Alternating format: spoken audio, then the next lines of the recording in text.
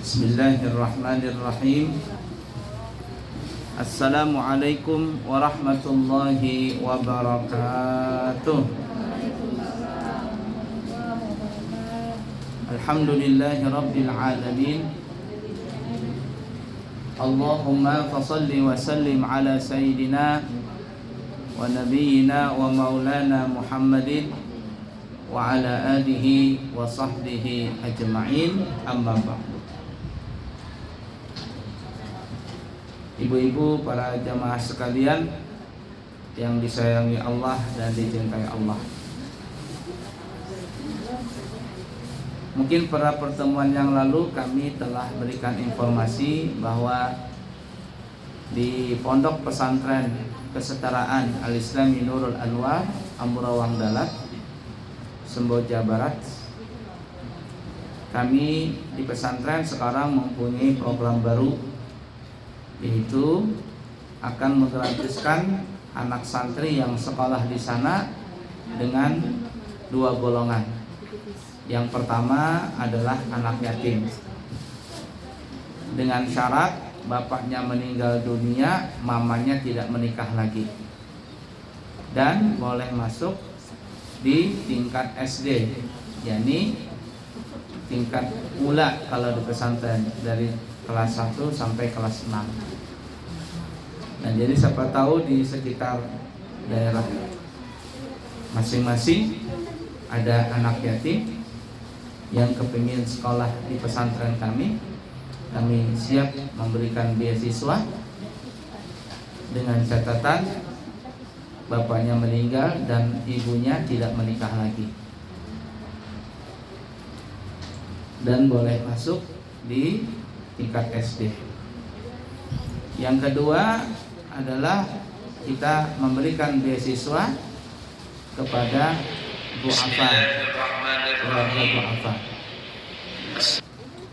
keluarga du'afa, yakni orang yang kurang mampu. Syaratnya ada dua. Yang pertama, menunjukkan surat dari RT atau lurah bahwa keluarga itu tidak mampu.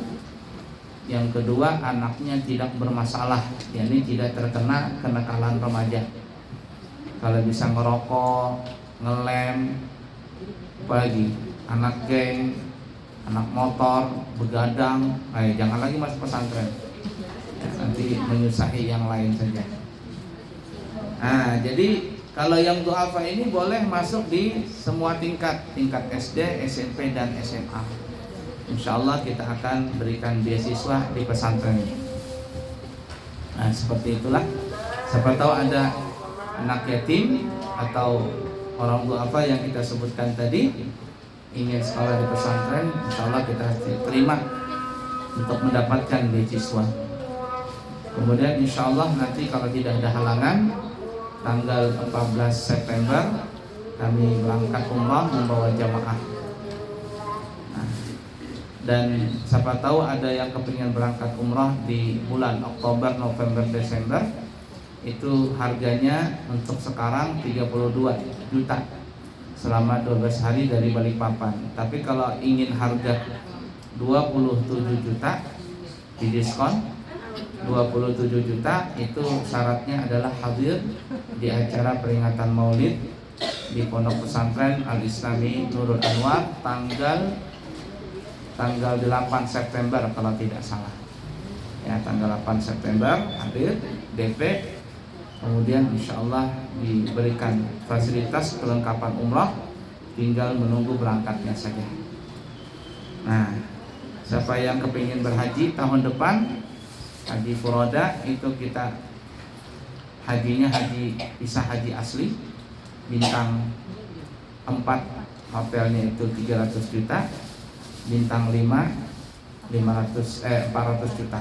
Nah, siapa tahu menggali-gali tanah di belakang rumah dapat emas 50 kilo.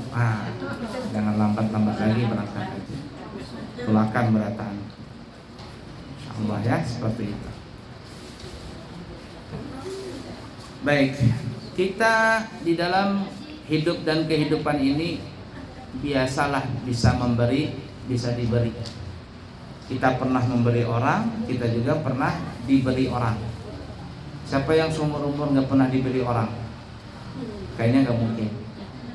Yang semuanya pasti pernah diberi, terutama kita diberi oleh orang tua yang ada. Nah, kemudian juga kita bisa memberi. Kalau ada orang seumur umur nggak pernah ngasih orang, pelitnya. Itu hidup terlalu pelit. Nah, kita bisa memberi, bisa diberi.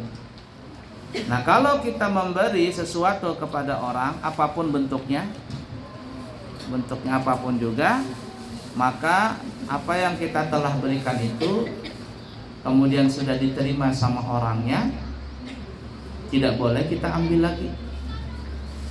Ya tidak. Kita sudah kasih orang nih, beri duit kah, apakah, tiba-tiba kita ambil lagi padahal sudah diterima. Nah, itu seperti menjilat ludah saurang, ya enggak ada? Seperti menjilat ludah saurang.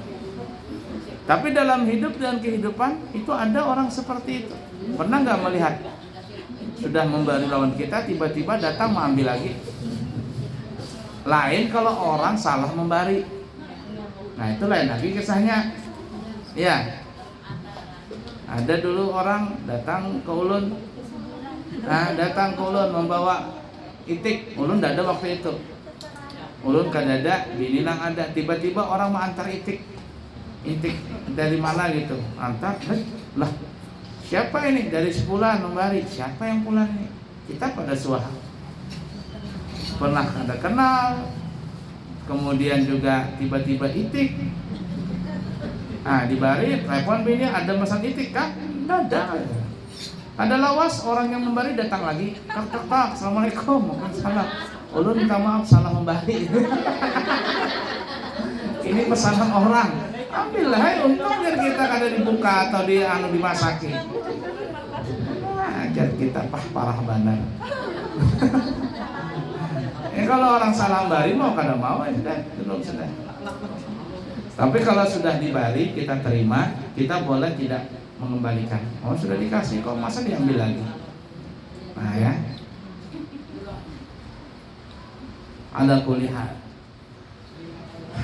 Jadi tidak boleh diambil lagi. Nah, kecuali ada yang boleh memberi kemudian diambil lagi. Apa itu? Nah, disebutkan di dalam hadis riwayat Imam Ahmad, Imam Turmudi dan Imam Ibnu Hibban, bersumber daripada Abdullah bin Umar dan juga Abdullah bin Abbas. Jadi ada dua riwayat jalurnya, dari Abdullah bin Umar dan Abdullah bin Abbas. Nabi kita Muhammad sallallahu alaihi wasallam bersabda, "La yahillu li rajulin muslimin ay yu'tiyal 'atiyata thumma yarji'u fiha illa al-walidu fima yuti waladahu." Apa jar Nabi? Nah, artinya jar Nabi, tidak boleh, tidak halal bagi seseorang laki-laki, termasuk perempuan ya, tidak boleh bagi seseorang yang muslim bila ia telah memberikan sesuatu kepada orang lain kemudian dimintanya kembali, dicabutnya kembali pemberian tadi, kecuali pemberian orang tua kepada anak. Jadi kalau orang tua sudah memberi ke anak, boleh diambil lagi. Jaraba mana itu sepeda motor nang abah tukarkan kemarin, mana? Sini jarabahnya, kau ambil lagi. Kenapa diambil lagi? Kami ini gara-gara motor ada sing gulikan. Aku menukarkan motor itu supaya ikam giat belajar, datang ke majelis salim. Ini kada anak bibinian orang dikonceng terus ke sana kemari. Abah nang berdosa. Nah, itu kan ya. Boleh diambil. Nah, jadi seperti itu. Tapi selain abah ke anak kada boleh. Laki pian umpama sudah memberi emas. Nah, memberi emas. Apalagi emas jujuran kemarin berapa gram? 50 gram jadinya. Aku namanya emas kemarin aku minta. Kata bini, ini kan sudah punya aku, nggak boleh lagi diambil-ambil. Ya tidak, istri boleh menolak itu. Istri boleh menolak. Kenapa? Karena sudah menjadi haknya, sudah menjadi malah hak bini. Nah, tapi ada inilah, ini Allah alam lah. Ada orang datang ke seorang guru, seseorang ini nah, susah benar hidup, susah benar, datang ke guru. Jadinya ulun guru hendak jual kayak orang kena sugih, cuman berdagang ini kada naik-naik, kada beruntung-untung. Apa girang amalannya? Jar guru, ikam sholat gimana sholat? Bagus saja kah? 5 waktu? Bagus saja, berjam-jam aja. Lawan orang tua apa? Baiklah orang tua. Ih, orang tua ulun taat benar lawan orang tua. Menghilangi aja lah, menghilangi terus. Kemudian lawan bini gimana? Loh, lawan bini itu ulun guru apa anak bini ulun bari terus. Kalau kada ada gimana? Ada melakukan dosa ganal kan? Ada enggak? Artinya nang kayak orang aja normal, bersedekah bisa. Cuma ya tadi naik turun berusaha. Nah, jar guru tadi beginilah. Ikam bermusyawarah lawan bini. Bermusyawarah lawan bini. Minta lawan bini uang bujuran bahari apa jar mahar lah. Mahar tuh nah. Kalau pang laki memberi emas kah apa? Nah, itu minta lawan bini, tapi jangan minta, anggaplah berhutang. Berhutang lawan bini, itu emas atau apalah jujuran kemarin itu dijadikan modal. Itu dijadikan modal. Iyalah guru, tapi kamu jangan ambil, nanti kalau ada duit ganti punya bini, itu kan punya bini dong, sudah haknya. Jadi guru, boleh ke rumah kepada lawan bini, bujur-bujur, nah anak meminjam modal, tapi dari duit jujuran kemarin. Berapa jujuran kemarin? Kalau penting adalah masuk situ. Nanti kalau anu ganti jadwalnya ya. Nah, setelah itu hanya diulahkan dagangan. Modal nih, modal usaha. La ilaha illallah. Itu usaha tadi lancar benar. Tapi nang bini bujur-bujur ikhlas lah. Bujur-bujur ikhlas, dan laki juga bujur-bujur, nanti setelah Anda dikembalikan, jangan kada dikembalikan. Nah, kenapa itu kalau duit mahar itu bisa dijadikan modal usaha jar gurina? Karena jar ulama harta nang halal, bujur-bujur halal adalah duit mahar itu. Karena bayangkan seorang laki-laki yang sebelumnya kepada perempuan itu haram, memegang haram, apa semuanya haram, apalagi melakukan hubungan haram. Tapi setelah akad nikah itu wajib memberi mahar. Orang nikah itu wajib memberi mahar. Jadi kalau orang pernikahan kada bermahar-mahar, kada boleh. Belum sempurna nikahnya. Dan bini malam pertama itu boleh, malam pertama, malam kedua kah, sampai sebulan ke 2 bulan. Jadi bini aku kada mau melakukan hubungan kecuali sudah lunas itu mahar. Boleh? Ya, boleh sang bini. Jadi kalau sudah lunas mahar tadi umpama 50 gram, bayar dulu 50 gram baru boleh. Nah, tapi kalau seandainya kada bermahar-maharan, itu jadi hutang lagi tadi. Wajib hukumnya bermahar itu wajib. Nang mahar itu nang disebutkan tuh nah, ku terima nikahnya fulanah binti fulan, mas kawinnya atau maharnya sekian itu mahar. Mahar itu kalau tapi larang. Nang larang tuh jujuran. Biar orang Bugis apa? Papace. Papace kah Bu Haji? Panai. Papace ada lagi kan? Pokoknya itulah istilahnya. Dari panai. Itu nang larang. Nak Banjar kah Bugis kah sama aja. Baduk neng di arah di Baduk di mana? Baduk Wancu di mana namanya? Di Bakul di mana? Nikah itu murah aja. Dari panai itu nang larang. Ala kulli hal. Nah, jadi dijadikan usaha itu. Itu kata ulama, duit nang bujur-bujur halal tuh duit nang hasil nang dari pernikahan tadi. Wallahu alam ya, bujur kadanya dulu ada guru kami berkisah di Mekah Bahari Jarsidin. Di Mekah itu di Ka'bah itu ada pancuran emas. Tahulah pancuran emas ibu-ibu. Nah, yang pernah berangkat umrah atau haji melihat Ka'bah itu ada pancuran emas. Nah, ya lah. Itu pancuran emas itu berapa kali ganti sudah? Ya, nanti kalau pindah habuk-habuk ganti. Kalau kain Ka'bah setahun sekali mengganti. Itu kain yang paling larang sedunia itu kain Ka'bah. 100 lebih, 100 miliar lebih, 108 kah 120 miliar itu harganya itu. Emasnya itu berapa kilo, peraknya berapa kilo, benang emas itu asli. Jadi pakaian yang paling larang di dunia itu ya tadi itu pakaian yang Ka'bah dari itu. Nah jadi kalau kain Ka'bah itu kiswah bahasa kitanya setahun sekali diganti pas hari wukuf. Orang wukuf di Arafah tanggal 9 di Mekah itu ganti kain Ka'bah. Nah ya kita lagi sibuk di Arafah inilah masuk. Nah bebuan yang kada bahaji bebuan sana dia mengganti kain Ka'bah tadi.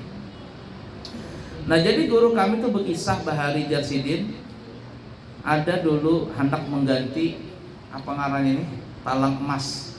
Jadi kalau hujan tuh nah banyu kan tersangkut di atas Ka'bah supaya kada teganang dikasihkan pak talang, jarang bahasa kita itu pancuran tuh nah kayak orang ulah talang tentang rumah ada pancuran supaya keluar air dari situ.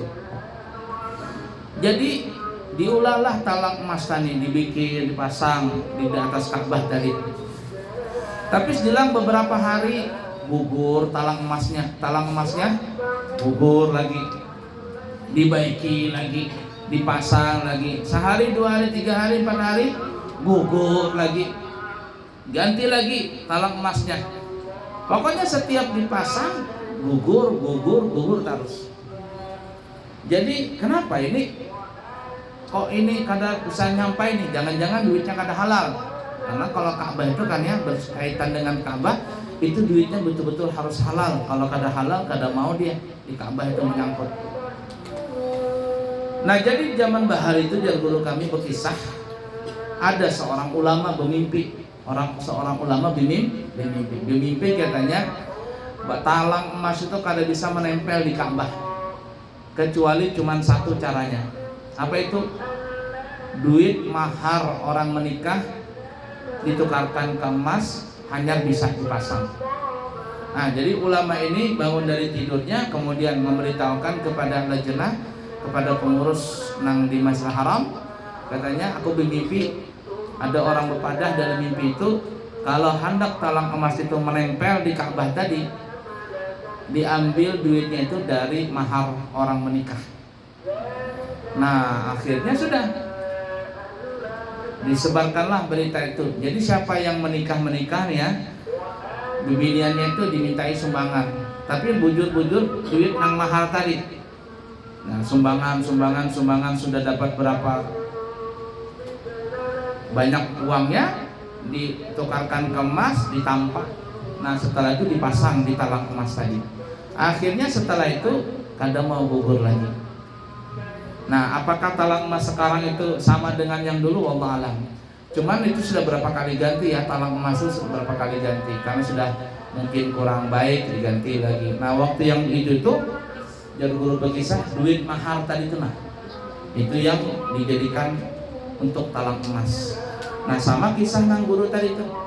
Kalau ada orang nang susah, lakian susah berusaha, naik turun lagi.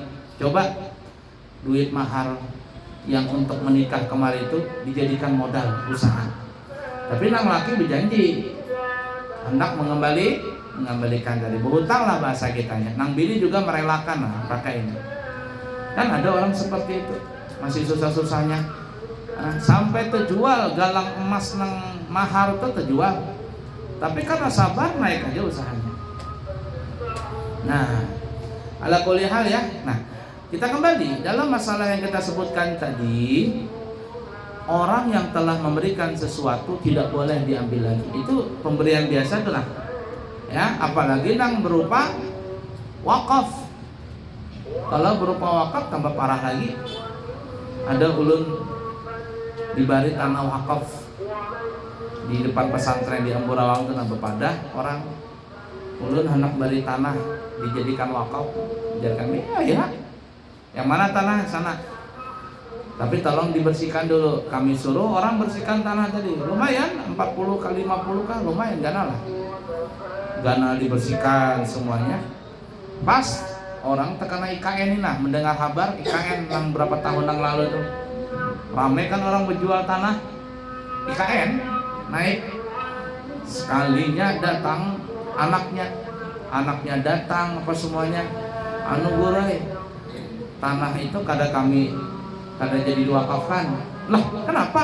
Maka sudah bepada kemarin diwakafkan, yaitu anak abah ini mewakafkan aja kada pada lawan anak. Jar kami itu tanah siapa galang, tanah anak atau tanah abah ikam? Tanah abah bang, tanah abah. Dan terus orang berkuasa berarti siapa? Abah atau ikam? Anak-anaknya abah, tapi kada pada lawan kami. Itu serapa ikam sebenarnya.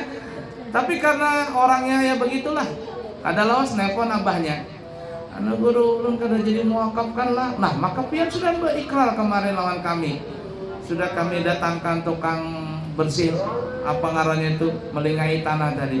Ulun minta maaf lah, seakan-akan sarikan berataan, ayah sudah ambil pian, terserah aja. Daripada kita berepotan, terserah pian aja sudah. Ada bayangkan. Nah seperti itu. Untung belum dijadikan surat dan sebagainya. Kalau ada habis. Kan banyak di Balikpapan nih, orang memberi tanah ke pesantren, memberi tanah ke masjid. Nah, cuman berpadah-padahan gitu aja, suratnya surat biasa.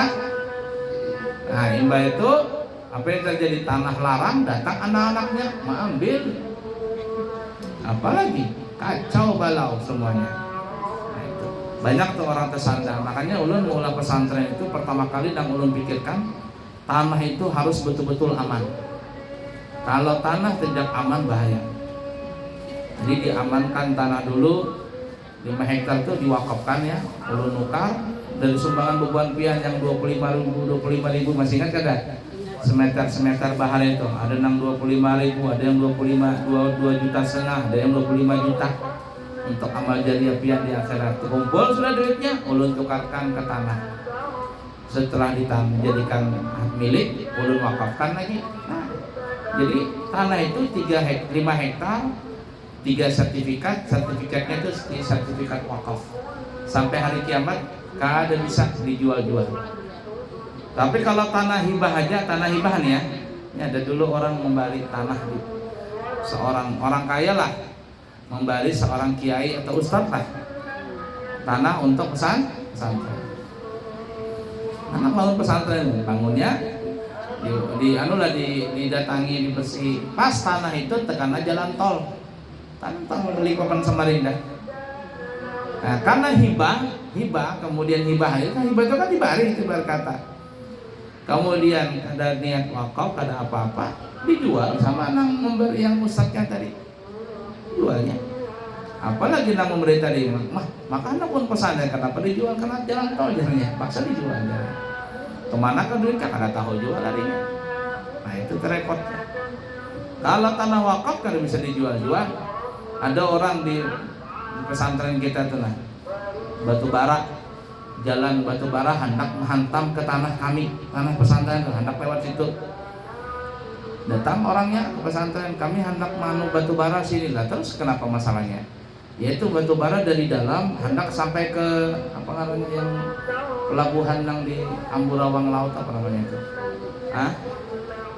Apalah istilahnya itu, sampai ke sana itu bakalan rame nanti. Peti kemas apa semuanya di sana kalau ikan jadi. Jadi kami jangan lewat sini. Ini jalanan tanah pesantren, tanah wakaf. Mukul sudah buahnya. Kalau hendak sana luar tanah pesantren, tanah warga itu diambil, jangan tanah pesantren, ini tanah wakaf. Kami berkeras, akhirnya kada mau buahnya. Nah, lalu berpindah setengah kilo sebelum pesantren kami itu ada sekarang kalau pian lewat tuh ada jalanan bolong tuh nah. Apa bahasanya? Terpos kah pengarangnya itu? Jalan nang kalau kita ke Kalua tuh ada nang jalan nang di bawah batu bara itu nah. Nah jalanannya di atas jalan umum tapi di bawahnya ini jalanan batu bara. Nah jadi kami untung di sejak masuk pesantren terbelah dua karena pesantren dan kami kadang mengizinkan itu. Nah ala kulli hal kalau memberi tidak boleh diambil lagi kecuali siapa tadi? Orang tua kepada anak. Jangankan mengambil lagi yang sudah diberi, menguyak aja kada boleh. Tahu menguyak lah? Apa bahasa menguyak itu? Nyamban-nyamban ikam lah kubari kemarin harus balabus dikam, kalau kada ayo Oh, nyambat-nyambat nih, habis pahalanya. Wala tubtilu sadaqatikum bil manni wal adha. Jangan kau batalkan pahala sedekah kamu dengan mani. Mani itu menguya-nguya. Menguya-nguya itu bahasa kitanya bepadah ke orang-orang. Ih, aku tadi nyumbang di sana masjid itu. 5 juta aku memberi. Bepadah lagi ke sana, aku menyumbang sana. Wah, sekampungan tahu. Itu menguya namanya. Wal adha, dan menyakiti. Nah, jar ulama ini ada yang mengatakan menyakiti itu lebih daripada menguya. Kalau menguya ini mengisahkan pandiran ke orang lain. Tapi kalau wal adha menyakiti, menyambat pemberian kepada orang yang diberi. Nah, kamlah kubari kemarin, ingatlah. Ikam kalau kada balas budi lawan aku. Itu tuh. Sakit hati Kak kalau digituin orang tuh. Kita diberi orang nih, tiba-tiba orang itu menyambat di hadapan kita. Ikam kan kemarin aku tolong. Ikam kan kemarin aku bari. Itu namanya menyakiti. Nah, jangankan mengambil pemberian, menguya itu kada boleh, apalagi mengambil balik. Nah, kecuali kata ulama, ada ulama mengatakan kalau menguya ini ada 3 orang yang boleh menguya, menyambat kepada orang yang memberi. Yang pertama orang tua tadi. Kalau orang tua kan jangankan menyambat, mengambil balik boleh. Apa yang diberikan oleh orang tua kepada anak, jangankan menguya, mengambil balik boleh, apalagi cuma menguya. Kenapa boleh menguya? Supaya orang tua ini mengingatkan kepada anak, karena anak ini wajib berbakti kepada orang tua. Mungkin pian bisa aja bukan dilawan anak, pas anak mucil-mucilnya olah, jar pian, ingat anak, mama ini nah susah payah menyekolahkan Ikam menjadi tukang ojek. Hujan bepanas mantar jemput Ikam. Abah Ikam kada berduit, mama nang memberi Ikam duit. Jangan wani-wani lawan mama. Diingatkan nih jasa-jasa orang tua kepada anak. Ingat nah perut mama nah jahitannya ada 12. Nih Ikam nih nah wani-wani lawan mama. Nah, ini boleh nih. Kenapa? Karena memang seorang anak wajib untuk berbakti kepada orang tuanya, supaya ingat jasa-jasa orang tua. Nah, ini mengunyah boleh. Yang kedua, suami mengunyah pemberian lawan bini. Mengunyahnya kada boleh mengambil. Ya. Mengunyahnya jar bini pian ini abahnya ai kada suah memberi alun baju. Gimana kada suah memberi baju? Jar lakinya sini kamu buka lemari, nih baju nih banyak nih nah. Sepatu banyaknya, sendal banyak, tas banyak. Bepada kada suah memberi.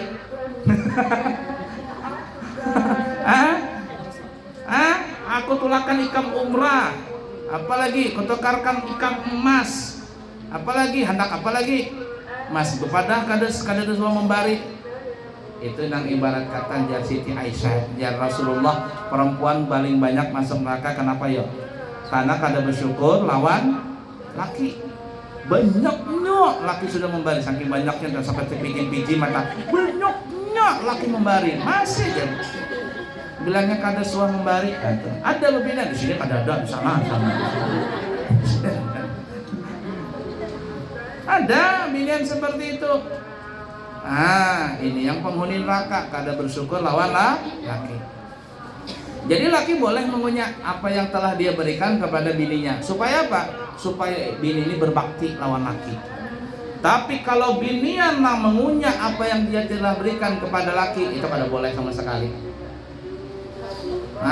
Bini tersugih laki nih, jar bini, abahnya, ingatlah bahari pian datang ke ulun tuh kadang bawa apa-apa, hanya selawar lawan baju.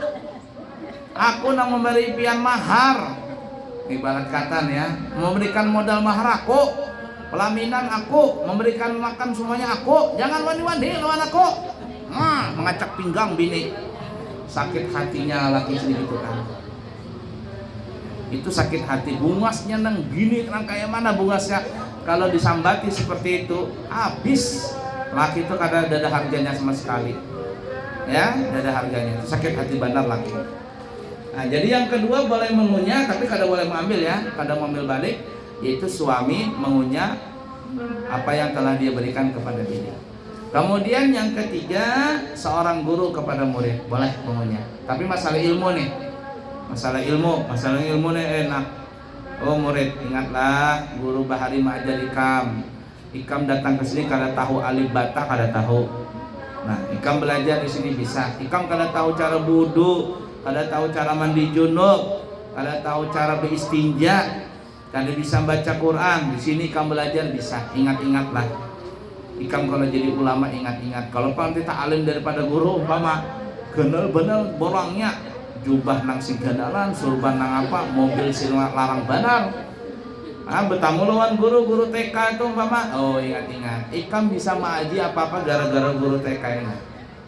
Boleh guru maunya itu. Boleh. Jadi jar guru itu muridku baharina. Makanya jar ulama, kalau seorang murid membanggakan gurunya itu biasa. Murid nih nak berbangga, aku murid si Anu. Kan banyak orang begitu kepada aku murid guru sekumpul. Bahari aku belajar di sana 3 tahun. Aku muridnya Habib ini, aku muridnya guru ini, aku muridnya ini. Nah, orang mengaku bisa aja. Itu biasa.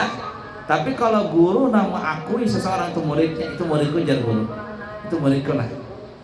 Itu luar biasa. Berarti murid itu ada di hati sang guru. Kalau murid itu pada aku murid guru si Anu, aku murid guru biasa ya. Tapi kalau guru kepada itu muridku, ini muridku, itu muridku, nah itu berarti hebat tuh anak tadi. Nah jadi 3 orang ini boleh mengunyah, orang tua kepada anak, suami kepada bini, apalagi guru kepada murid. Tetapi yang boleh mengambil pemberian cuma ada 1, orang tua kepada anak. Selainnya kada boleh, nang sudah diberikan kada boleh diambil lagi. Mudah dipaham kira-kira lah.